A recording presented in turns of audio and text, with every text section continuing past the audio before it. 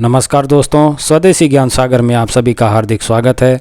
इस जंगल में जो जड़ी बूटी मैं आप लोगों को दिखाने आया हूँ वो बहुत ही चमत्कारी और बहुत ही प्रभावी होती है, जिसे कि लाल पुनर्नवा कहा जाता है। और इसे लाल पुनर्नवा, साँठ, साँठी और गदय पूर्णा आदि नामों से इसे हिंदी भाषिक क्षेत्रों में जाना और पहचाना जाता है। और उर्दू में इसे बास खीरा, गुजराती में इसे राती साटोडी और बसेडो कहते हैं, बंगाली में इसे पुनर्नोबा और नेपाली में इसे ओले साग कहते हैं, पंजाबी में इसे खट्टन, मराठी में इसे घेटुली और पुनर्नवा कहते हैं, और अंग्रेजी में इसे स्पेंडिंग हॉगविड कहते हैं।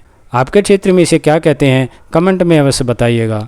और इसकी बात करें तो समस्त भारतवर्ष में बलुआ मिट्टी में होने वाला पुनर्नवा का प्रयोग प्राचीन काल से ही हो रहा है। वर्षा के दिनों में यह पुनः हरा हो जाता है, इसलिए इसे पुनर्नवा कहा जाता है। इसकी जड़ जमीन में बहुत लंबी होती है। बाजारों में इसकी जड़ें पंसारियों के यहाँ बिकती हैं। आयुर्वेद चिकित्सा में इसका प्रयोग शरीर की सूजन और पीलिया और पथरी में विशेष करके किया जाता है। हो सकता है कि यह आपके आसपास ही होती हो। आयुर्वेद के प्राचीन ग्रंथों में इसका उल्लेख प्राप्त होता है। जानकार लोग इसका अक्सर गाँव में इसकी जड़ से अनेकों बीमारियों से इसका प्रयोग लोगों की भलाई में बिना कोई पैसा लिए कल्याण करते हैं। इसके गुणों का असर बहुत ही प्रभावी और चमत्कारी होते हैं। इसकी कई प्रजातियां होती हैं, किंतु चिकित्सा के क्षेत्र में सिर्फ सफ़ेद और लाल पुनर्नवा का ही प्रयोग किया जाता है।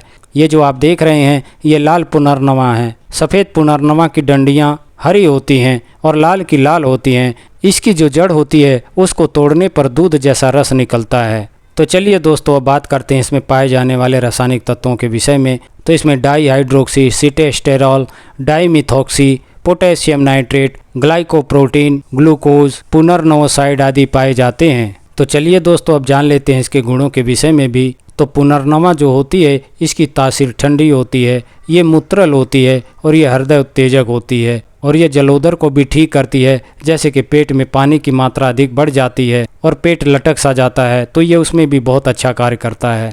और साथ में जो पीलिया की शिकायत होती है उनके लिए भी ये बहुत ही अच्छा कार्य करती है। और जो खून की कमी होती है उसको भी ये दूर करती है। और गुर्दे की जो व्याधियाँ होती हैं जैसे कि पथरी हो गई या मूत्र का कोई रुकावट हो गया या पेशाब में जलन की शिकायत होती है तो ये उनको भी दूर करती है।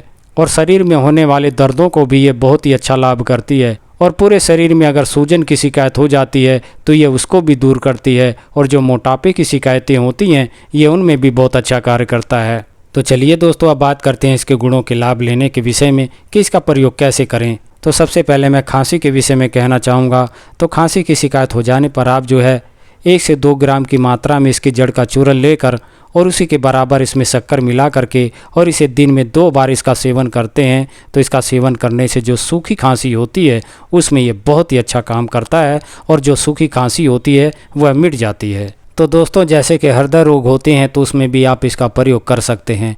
आप जो है हृदय रोग में पुनर्नवा के पत्तों को लेकर के और इनका साग बना करके आप नियमित रूप से इसका सेवन करते हैं तो इसका सेवन करने से बहुत ही अच्छा लाभ होता है। तो चलिए अब बात करते हैं भूख ना लगने की शिकायत में इसके प्रयोग के लिए। तो ऐसी शिकायत होने पर आप जो है इसकी जड़ को ले करके और 3 ग्राम की मात्रा में पीस करके और इसमें शहद मिला करके आप इसको खाते हैं तो इसके खाने से जो भूख ना लगने की शिकायत होती है वह दूर हो जाती है और भूख जो है बढ़ना शुरू हो जाती है। तो चलिए दोस्तों, अब बात करते हैं पेट खुल करके साफ ना होने की शिकायत में इसके प्रयोग के लिए। तो ऐसी शिकायत हो जाने पर व्यक्ति घबराहट, बेचैनी और भूख ना लगने की और गैस बनने की समस्याओं से बहुत ही परेशान रहते हैं। तो आप जो है इसके जड़ का चूरन छोटे चम्मच की मात्रा में सुबह शाम दिन में 2 बार इसका नियमित रूप से सेवन करते हैं तो इसका सेवन करने से पेट जो है खुल करके साफ हो जाता है और ये जो कब्ज की शिकायतें होती हैं वह सब दूर हो जाती हैं। तो चलिए अब बात करते हैं पेट के रोगों के विषय में। तो पेट के रोगों में आप जो है पुनर्नवा की जड़ को लेकर के और इसे गौमूत्र के साथ इसका सेवन करते हैं तो इसका सेवन करने से सभी प्रकार के जो सूजन होती हैं और जो भी पेट के रोग होते हैं वे सभी मिट जाते हैं। तो चलिए अब बात करते हैं खून की कमी हो जाने पर इसके प्रयोग के विषय में। तो खून की कमी हो जाने पर आप जो है पुनर्नवादी मंडूर को लेकर के और इसे छाछ के साथ आप इसका सेवन करते हैं तो इसका सेवन करने से जो खून की कमी होती है वह दूर होती है और जो तिल्ली बढ़ने की शिकायत होती है तथा बवासीर की भी शिकायत होती है और साथ में जो विषम ज्वर यानी कि लंबे समय तक रहने वाले बुखार जो होते हैं वे सभी दूर हो जाते हैं और सूजन और ग्रहणी की भी जो शिकायत होती है वह भी दूर हो जाती है। और इसके सेवन से पेट के जो कीड़े होते हैं वे सभी मिट जाते हैं। तो चलिए दोस्तों, अब बात करते हैं कमज़ोरी को दूर करने के लिए।